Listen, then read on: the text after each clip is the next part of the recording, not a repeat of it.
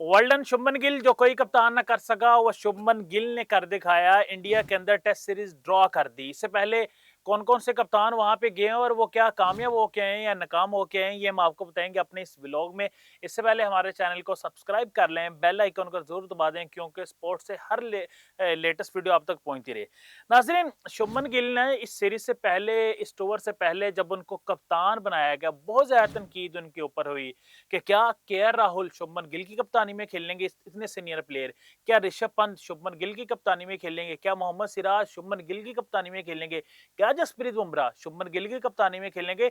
एक ये भी सवाल उठ रहा था कि जसप्रीत बुमराह ने बॉर्डर गावस्कर सीरीज में कप्तानी की है, उनको कप्तान क्यों नहीं बनाया गया, कि यंग खिलाड़ी को, यंग प्लेयर को क्यों कप्तान बना दिया गया। बहुत ज्यादा तनकीद हुई, मीडिया ने बड़ी ज्यादा तनकीद की, यंग उनके जो एक्स क्रिकेटर्स हैं उन्होंने बड़ी तनकीद की कि शुभमन गिल को कप्तान बनाना ये बहुत बड़ी गलती है, बहुत बड़ा ब्लंडर कर रहा है भारतीय क्रिकेट बोर्ड, ये गलत फैसला है।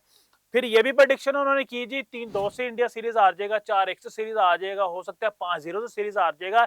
लेकिन जो बड़े बड़े कप्तान इनके ना कर सके, जो बड़े बड़े लेजेंड इनके ना कर सके, वो शुभमन गिल ने कर दिखाया। मोहम्मद सिराज की आउटस्टैंडिंग बॉलिंग, केएल राहुल की आउटस्टैंडिंग बैटिंग, ऋषभ पंत की आउटस्टैंडिंग बैटिंग, और अगर मैं कहूं जडेजा की आउटस्टैंडिंग परफॉर्मेंस, तो ये गलत नहीं होगा। इससे पहले जी वहां पे विराट कोहली भी गए थे बतौर कप्तान अपनी टीम के साथ, 4-1 से सीरीज हार के आए थे। रोहित शर्मा भी गए थे, 3-2 से सीरीज हार के आए थे। ये बड़े कप्तान है, हालिया कप्तान की बात कर रहा हूँ, पीछे माजी में ज्यादा पीछे आपको लेके नहीं जा रहा, कि हालिया जो इनके कप्तान गए थे वो दोनों कप्तान नाकाम वापस आए थे, सीरीज हार के आए थे। शुभमन गिल सीरीज जीते नहीं है, लेकिन सीरीज ड्रॉ करके वापस आए हैं। पांचों टेस्ट मैच का मैं आपको बताता हूं कि इंग्लैंड किस तरह टेस्ट मैच जीता और इंडिया किस तरह टेस्ट मैच जीता, और इंडिया ये सीरीज भी जीत सकता था। पहला टेस्ट मैच हुआ, लास्ट डे में 350 रन चाहिए थे, वो मैच ड्रॉ हो सकता था, लेकिन इंग्लैंड वो मैच जीत गया, वन साइडेड हम उसको मैच कहते हैं। उसके बाद दूसरा टेस्ट मैच हुआ, इंडिया वन साइडेड मैच जीता है, वो कांटेदार मुकाबला नहीं हुआ, इंडिया वन साइडेड मैच जीता है, 1-1 से सीरीज बराबर हो गई। तीसरा टेस्ट मैच इंग्लैंड जीत गया। इंग्लैंड किस तरह जीता, सिर्फ महज 22 रन से वो टेस्ट मैच जीता। अगर मोहम्मद सिराज बॉल ना होते शुएब बशीर की बॉल के ऊपर, तो इंडिया वो मैच जीत सकता था। चौथा मैच ड्रॉ हुआ, पांचवा मैच इंडिया जीता। तो ये 5 टेस्ट मैचेस की सीरीज में अगर हम बात कर लें, तो दोनों तरफ से जो ना कांटेदार मुकाबले में नजर आए। ये कहीं नजर नहीं आएगा वन साइडेड जो है ना ये मैचेस हुए हैं।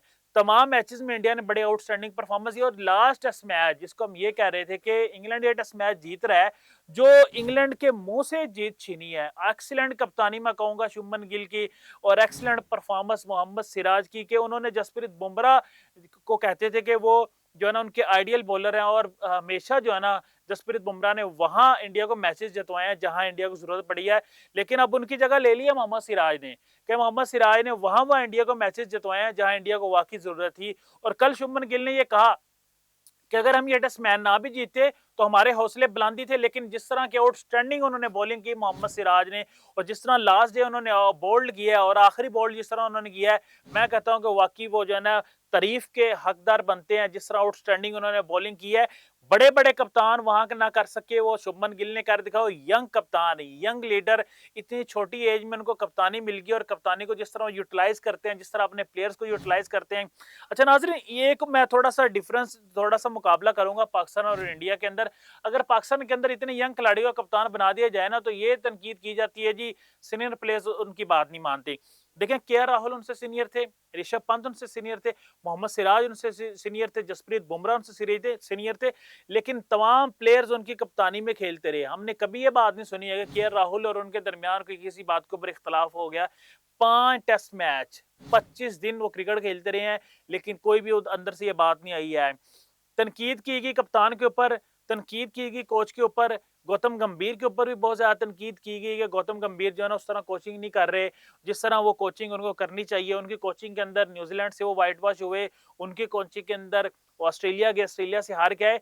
लेकिन जो सबसे खूबसूरत चीज मुझे इंडियन क्रिकेट में नजर आती है ना, वो ये कंसिस्टेंटली चांस, वो कप्तान हो, वो कोच हो, वो कोई खिलाड़ी हो, कंसिस्टेंटली उन्होंने चांस देते हैं। वो अपने खिलाड़ी को, अपने प्लेयर को प्लेयर बनाते हैं, अपने खिलाड़ी को खिलाड़ी बनाते हैं, अपने कप्तान को कप्तान बनाते हैं, अपने कोच को कोच बनाते हैं, उसको टाइम देते हैं।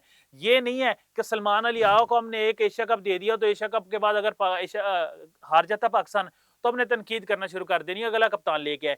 बड़ा कप्तान इस तरह नहीं बनता, बड़ा प्लेयर इस तरह नहीं बनता। अगर आज साइम अयूब है ना, तो उसके पीछे उसको कंसिस्टेंटली चांसेस हैं। तो इंडिया की सबसे खूबसूरत चीज यही है, कंसिस्टेंटली चांसेस वो देते हैं, वो कप्तान को कंसिस्टेंटली चांसेस देते हैं। हालांकि ऋषभ पंत के ऊपर बहुत ज्यादा तनकीद की गई थी बॉर्डर गावस्कर सीरीज के अंदर। सुनील गावस्कर ने भी ये कहा था, स्टूपिड स्टूपिड स्टूपिड, कि उनको गेम में अवेयरनेस नहीं है। वही ऋषभ पंत जिन्होंने एच इनिंग में 100 करके दिखाया, वही ऋषभ पंत, क्योंकि कंसिस्टेंटली उनको चांस दिया। जब उनको कंसिस्टेंटली चांस मिला तो उन्होंने परफॉर्म करके दिखाया। ये नहीं है कि ऋषभ पंत को बाहर बिठा दिया, दूसरे विकेट कीपर को चांस दिया। और तब दूसरा विकेट कीपर आया जब ऋषभ पंत बाहर हो गए सीरीज से, 4 टेस्ट मैचेस खेलने के बाद सीरीज से बाहर हो गए। बड़ा शानदार ये मुकाबला रहा, बड़ी शानदार ये सीरीज रही है। 5 टेस्ट मैचेस की सीरीज बड़ी यादगार रहेगी। और जो यादगार लम्हे रहेंगे वो ये रहेंगे, ऋषभ पंत इंजर्ड हुए और उसके बाद बैटिंग करने फिर वापस आ गए। क्रिस वोक्स इंजर्ड हुए, उसके बाद एक बाजू के साथ वो बैटिंग करने वापस जो है ना क्रीज के ऊपर आ गए। ये चीजें यादगार रहेंगी। जे रूट के रिकॉर्ड यादगार रहेंगे, जिस तरह आउटस्टैंडिंग उन्होंने 100 किए सीरीज के अंदर, बड़े बड़े रिकॉर्ड उन्होंने तोड़े। कुमार संगकारा का रिकॉर्ड उन्होंने तोड़ा। अब जो है ना सचिन तेंदुलकर का रिकॉर्ड तोड़ने वाले हैं। रनों का रिकॉर्ड तो जल्दी तोड़ देंगे, लेकिन सेंचुरियों का रिकॉर्ड तोड़ना अभी भी मुश्किल है। रिकी पॉन्टिंग का रिकॉर्ड तोड़ना मुश्किल है। 41 उनके जो है ना सेंचुरी, 2 सेंचुरी चाहिए। जैक कैलिस का रिकॉर्ड तोड़ना भी मुश्किल है। 45 सेंचुरी है जैक कैलिस की। सचिन का रिकॉर्ड तोड़ना तो बहुत ज्यादा मुश्किल है, 51 है।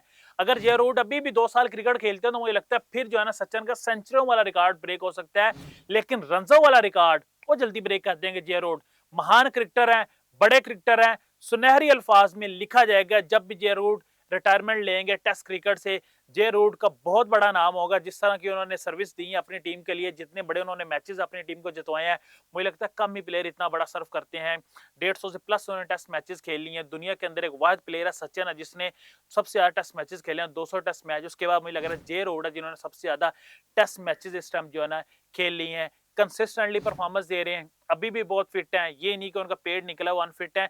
अभी भी आप देख लें कि वो यंगस्टर के साथ जिस तरह वो रनिंग करते हैं, जिस तरह की उनकी फिटनेस है, वाकई जो है ना तारीफ के काबिल है।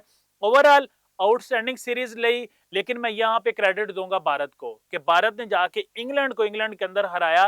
ये छोटी बात नहीं थी, बहुत बड़ी बात थी। और फिर यंग कप्तान के साथ, यंग प्लेयर के साथ मेरे ख्याल से इंग्लैंड को इंग्लैंड में हराना बहुत बड़ी जीत है ये इंडिया की। हम इंडिया को अप्रिशिएट करेंगे और जहां अप्रिशिएट करना होगा हम जरूर हमसाया मुल्क को अप्रिशिएट करते रहेंगे। नाज़रीन, आपने कमेंट सेक्शन में जाके जरूर बताना है कि शुभमन गिल की कप्तानी आपको किस तरह लगी है। क्या शुभमन गिल बड़े कप्तान बनने जा रहे हैं? क्या उनका नाम भी जुड़ेगा एम एस धोनी के साथ? उनका नाम जुड़ेगा आगे सौरव गंगोली के साथ? उनका नाम जुड़ेगा कपिल देव के साथ? ये आपने कमेंट सेक्शन में जाके जरूर बताना है।